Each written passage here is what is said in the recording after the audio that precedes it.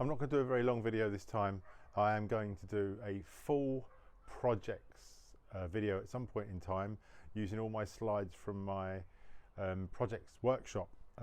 It won't quite be the same as the workshop, but I know I wasn't able to do the last workshop, and a lot of people couldn't come on it in Liverpool because that's when the lockdown started. So I'm going to do the whole workshop for YouTube. I think I've done it before, and I think I deleted it and I wasn't even happy with it, but I want to include all my slides in the workshop as well, so I haven't got time to do that for the next couple of weeks. But projects wise, they are so important.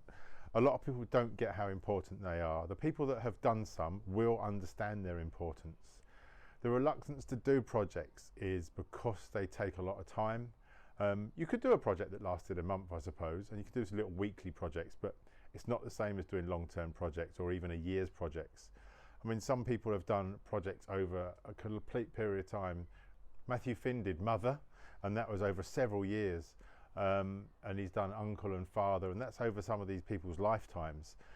I've done projects over 3 or 4 years. I've done projects that last a year. I've done many 365s now. Up to a few years ago, I hadn't even done a 365, and I admire people that had.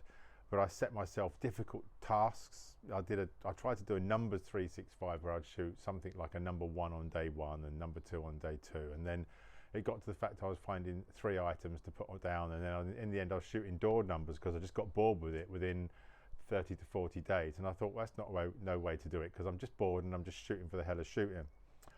So projects is really, really good, but you've got to find a subject that's close to your heart. I mean, I've just done litter, so I photographed litter that I saw out for a walk for 365 days. That's on my colour Instagram channel, so check that one out.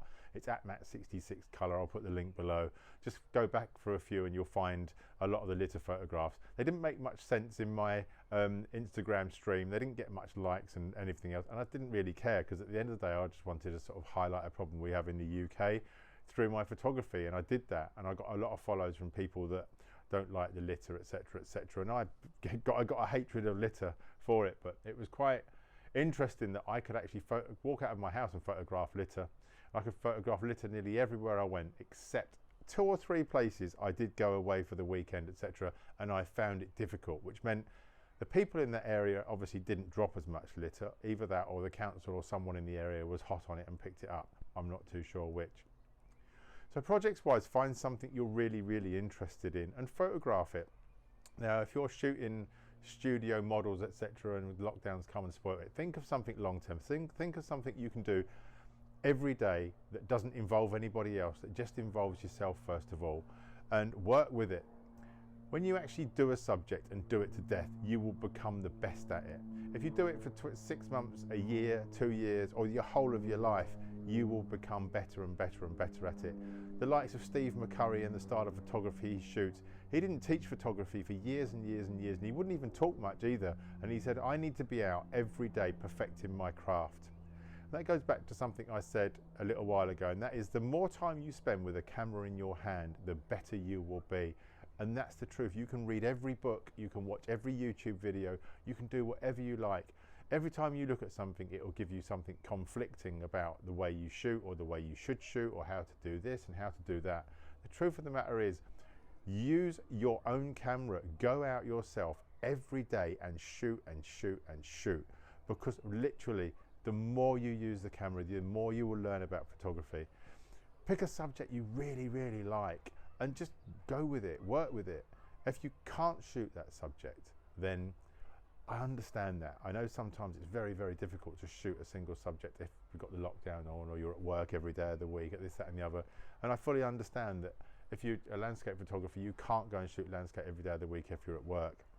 But concentrate on something, even if it's doing macro for a while and shooting flowers, or just pick one thing and do it really, really well for a long time. You need to start and an end. So if you've got a diary or some form, you need to have a start date and an end date for a project, because if you don't, literally it will just go on for and ever and ever and never finish. And if you do it too soon, you may not do it. We all have ups and downs. I'm going through a bit of a can't be asked to shoot at the moment, and that's fine, because I've got nothing to shoot for. I've stopped my projects and everything else, and I did it for a reason.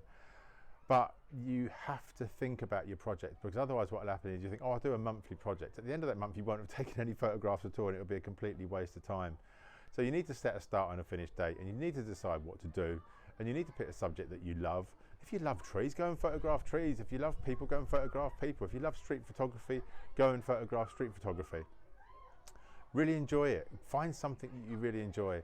And then another project you can do is, once you finished your first one that you found something you really love, find something you hate. I know it sounds really, really mad. So I used to hate portraits. Absolutely hate portraits. So I did portraits. I did a portrait project for a year. What did I discover at the end of that year? I really, really, really hated portraits. Nothing because of anything I do, but the people didn't turn up on time.